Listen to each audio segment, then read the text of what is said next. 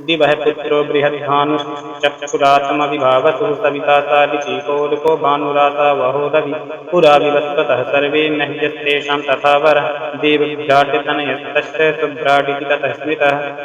पूर्व काल में दिवह पुत्र बृहत भानु चक्षु आत्मा विभावसु सविता ऋचिक अर्क भानु आशावह तथा रवि ये सब शब्द विवस्वान के बोधक माने गए हैं। इन सब में जो अंतिम रवि हैं वे मह्य अर्थात मही पृथ्वी में गर्भ स्थापन करने वाले एवं पूज्य माने गए हैं। इनके तनय देवभ्राट हैं और देवभ्राट के तनय सुभ्राट माने गए हैं।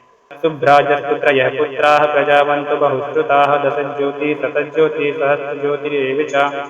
सुभ्राट के 3 पुत्र हुए, वे सब के सब संतानवान और बहुश्रुत अनेक शास्त्रों के ज्ञाता हैं। उनके नाम इस प्रकार हैं: दशज्योति शतज्योति तथा सहस्रज्योति। 10 पुत्र सहस्राणि दशज्योतिर्महात्मनः ततो 10 गुणाश्चान्ये शतज्योतिरिहात्मजा। महात्मा 10 ज्योति के 10,000 पुत्र हुए, उनसे भी 10 गुणे अर्थात 1,00,000 पुत्र यहाँ शतज्योति के हुए। भूयस्ततो 10 गुणाः सहस्रज्योतिषः सुताः तेभ्योऽयं कुरुवंशश्च यदो नाम भरतस्य च ययातिक्वाकुवंशश्च राजर्षीणां च सर्वतः सम्भूता बहवो वंशाः भूतसर्गाः सुविस्तराः। फिर उनसे भी 10 गुणे अर्थात 10,00,000 पुत्र सहस्त्र ज्योति के हुए। उन्हीं से यह कुरुवंश, यदुवंश, भरतवंश, ययाति और इक्ष्वाकु के वंश तथा अन्य राजर्षियों के सब वंश चले। प्राणियों की सृष्टि परंपरा और बहुत से वंश भी इन्हीं से प्रकट हो विस्तार को प्राप्त हुए हैं। भूतस्थानानि सर्वाणि रहस्यं त्रिविधं च यद्वेदा योगः स विज्ञानो धर्मोऽर्थः काम एव च। धर्मकामार्थयुक्तानि शास्त्राणि विविधानि च लोकयात्राविधानं च सर्वं तद्दृष्टवान् ऋषिः।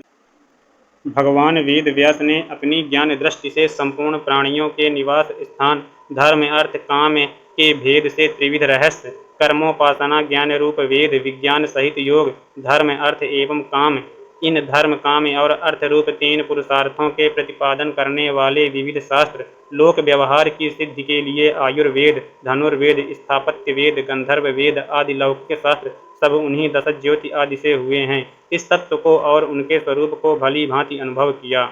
इतिहासाः सवैयाख्या विविधाः श्रुतयोऽपि च यह सर्वमनुक्रांतमुक्तं ग्रंथस्य लक्षणम्। उन्होंने ही इस महाभारत ग्रंथ में व्याख्या के साथ उस सब इतिहास का तथा विविध प्रकार की श्रुतियों के रहस्य आदि का पूर्ण रूप से निरूपण किया है और इस पूर्णता को ही इस ग्रंथ का लक्षण बताया गया है। विस्तीर्य तन्महज्ञानं ऋषिः संक्षिप्य च ब्रवीत इष्टं हि विदुषां लोके समासाभ्यासधारणम्। महर्षि ने इस महान ज्ञान का संक्षेप और विस्तार दोनों ही प्रकार से वर्णन किया है, क्योंकि संसार में विद्वान पुरुष संक्षेप और विस्तार दोनों ही रीतियों को पसंद करते हैं। मनवादि भारतं केचिदास्तिकादि तथा परे तथोपरिचराद्यन्ये विप्राः सम्यक् धीयते।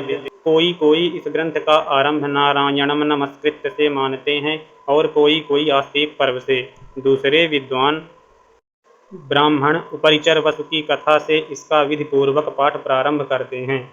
विविधं संगीताज्ञानं दीपयन्ति मनीषिणः व्याख्यातुं कुशलाः केचित् ग्रन्थान् धारयितुं परे। विद्वान पुरुष इस भारत संहिता के ज्ञान को विविध प्रकार से प्रकाशित करते हैं। कोई ग्रंथ की व्याख्या करके समझाने में कुशल होते हैं, तो दूसरे विद्वान अपनी तीक्ष्ण मेधा शक्ति के द्वारा इस ग्रंथों को धारण करते हैं। तपसा ब्रह्मचर्येण विश्ववेदं सनातनम् इतिहासमिमं चक्रे पुण्यं सत्यवती सुतः। सत्यवती नंदन भगवान व्यास ने अपनी तपस्या एवं ब्रह्मचर्य की शक्ति से सनातन वेद का विस्तार करके इस लोक पावन पवित्र इतिहास का निर्माण किया है।